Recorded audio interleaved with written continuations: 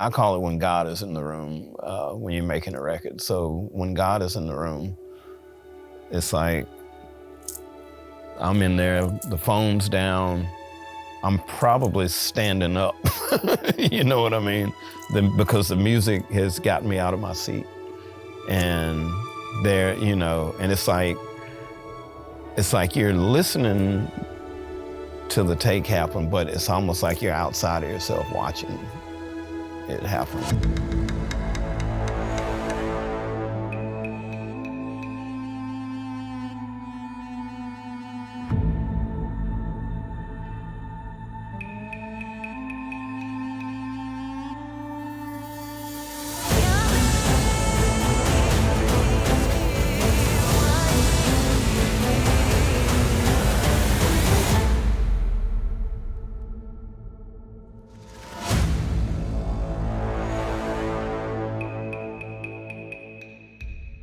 Man, I was born son of a really famous Memphis producer and performer, Willie Mitchell, who was basically the architect of the Memphis soul sound, and he started it right here in the studio in the 50s, and so I was born in 71. By 68, he had discovered Al Green and started making hits by 70. So I was kind of born into the industry, and coming here as a kid, and you know, I played keys, so synthesizers were big.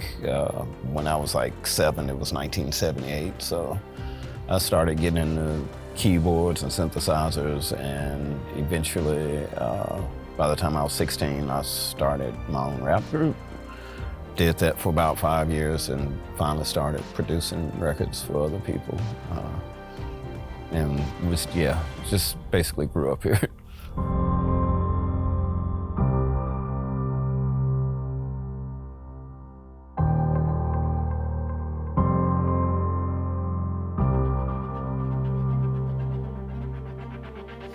Man, I think it's still,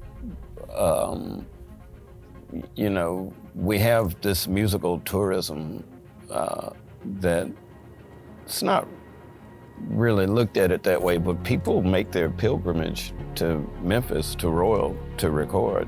I mean, all the time. I've had at least 4 acts. I've cut like 4 albums from UK artists just in the past 9 months.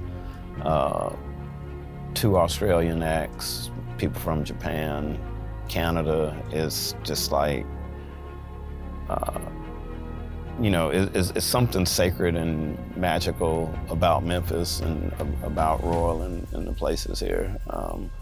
And people are still, you know, and it's not just people trying to make nostalgic records. We're making, you know, we're making new current records. We're making a bit of blues and soul and R&B, but we're making pop records too. We just recorded a really well-known country singer from Nashville. And I think she wrote a bunch of stuff on Beyonce's new album as well, and she came in here with hairstyles, producers, and writers, and I mean, all these people that would have normally, you know, went to Nashville or LA or New York to make a record, but they wanted the vibe and the energy that's in this place.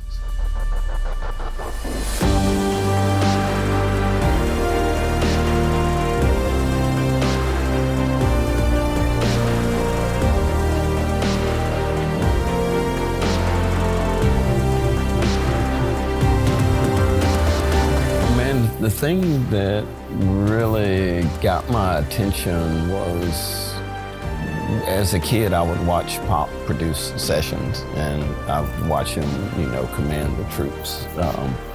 So that was always very fascinating to me, and I still remember the day that he first allowed me to like touch the board and to like rough mix something. I think I was about 14, and I just put reverb on everything. The mix was horrible.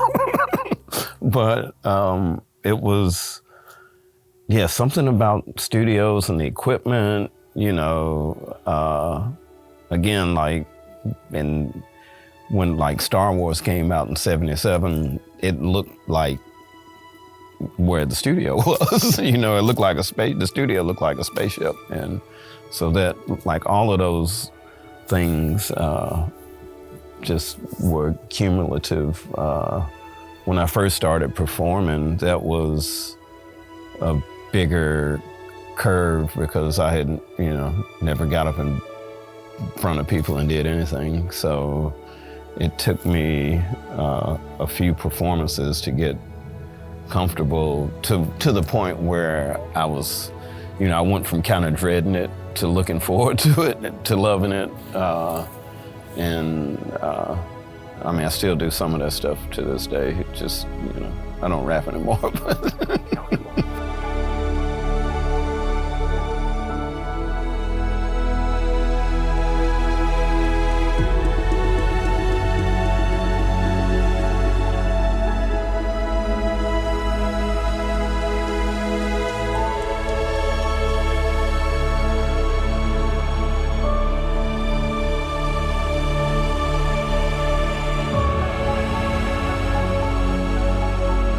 I mean,